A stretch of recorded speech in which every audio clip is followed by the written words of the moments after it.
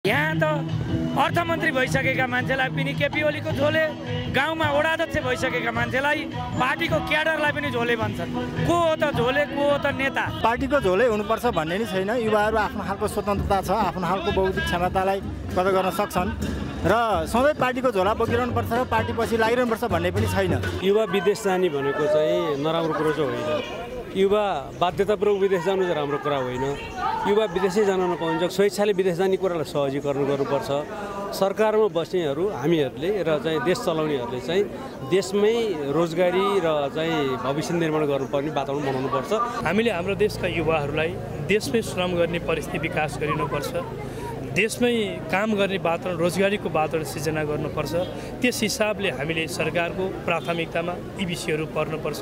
वैदेशिक लगानीलाई देशमा ल्याउने, देशभित्रको पुँजीलाई परिचालन गर्ने, उद्योग धन्दा कल कारखानाहरू चाहिँ सञ्चालनको परिस्थिति विकास गरेर रोजगारीका अवसरहरू यहीँ सिर्जना गर्नुपर्छ। यहीँबाटै हामीले आर्थिक समृद्धिका आधारहरू निर्माण गर्नुपर्छ।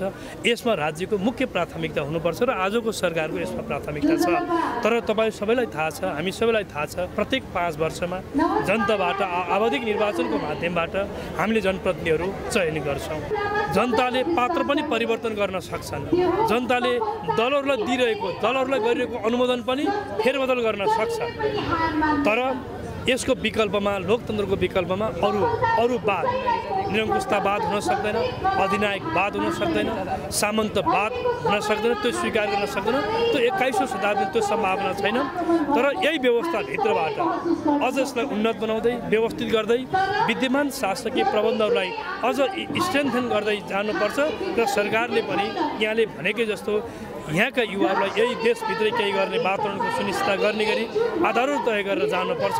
यसको पहलकदमी नेतृत्वले, दलहरूले अझ प्रभावकारी ढङ्गले गर्नुपर्छ।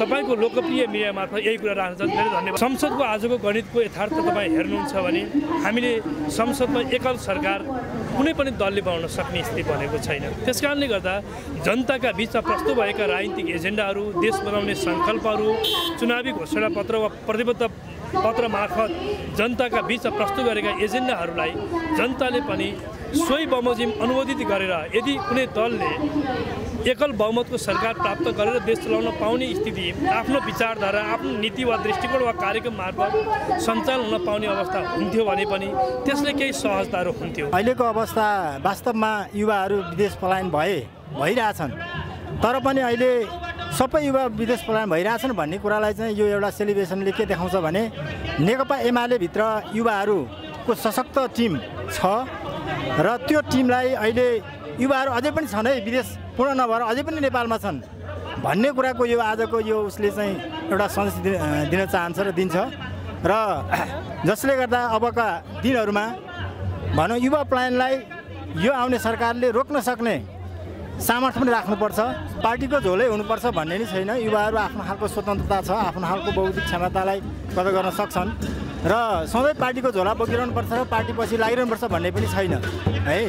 तर के हो भने यो सेलिब्रेसनले गर्दा एउटा के हो भने युवाको उत्साह होइन, यो पार्टीमा आबद्ध हुनुपर्छ भन्ने छैन। युवाको उत्साह र देशको अहिलेको परिस्थितिलाई चाहिँ यो जुन परिस्थिति गुन्जिरहेको छ त्यो परिस्थितिलाई एउटा सन्देश दिनको लागि, जसरी अहिले प्रतिगामी तत्त्वहरूले जुन किसिमको आक्रमण गरिरहेछ त्यो प्रतिगामी तत्त्वलाई चाहिँ एउटा देखाउनको लागि पनि यसले एउटा सन्देश दिन्छ। देशमा केही सम्भावना छ भनेर कृषि क्षेत्रमा उद्यम गर्दै रहेको एउटा युवा अब सबै पलायन हुँदै गर्दा म निर्वाचन मार्फत वडाध्यक्ष भएर गुल्मी जिल्लालाई नै उत्पादनमा जोडेर अहिले हामीले ठुलो उत्पादन निर्यातको काम गरिरहेका छौँ। आज लोकतन्त्र दिवसको दिन हामी सबै युवाहरूलाई गुल्मी जिल्लाबाट ल्याउनुपर्छ, उत्पादनमा जोडिएका पार्टीमा आबद्ध युवाहरूलाई भनेर पार्टीले हामीलाई जोड्यो र यहाँ युथ समिटले देशभित्र केही सम्भावना छ भन्ने सन्देश दिनको लागि सबै युवाहरू, पोटेन्सियल तबकालाई यहाँ जम्मा गरेको छ। यसबाट सकारात्मक सन्देश जाओस्। केही समस्याहरू छन् देशभित्रको तरल आर्थिक अवस्था र अन्तर्राष्ट्रिय हस्तक्षेपले गर्दा सम्भावना छैन भन्नेका लागि यो युथ समिट एउटा चुनौतीको रूपमा भन्न सक्नु पर्यो नि त। पार्टीमा आबद्ध भएर पार्टी सदस्यता लिइसकेपछि त्यो क्याडर हो, क्याडर झोले नभएर के हुन्छ? पार्टीको उद्देश्य, नीति, कार्यक्रम लिएर जाने हो। मान्छेका रुचिहरू अहिले ओल्ड एउटा घर हो। अमेरिकाका मान्छे नेपाल आएर सम्भावना खोज्छन्, नेपालका युवाहरू विदेश जान सक्छन्। त्यो सम्भावनाको खोजी हो। मैले त्यसलाई नकारात्मक रूपमा लिँदिनँ। सबैजनालाई विश्वको जुनसुकै देशमा गएर भए पनि क्षमता विकास गरेर लगानी ल्याएर नेपालका हाइड्रो उत्पादनका सेक्टरहरूमा सेयर हालेर सम्भावनाको खोजी गर्नुपर्छ।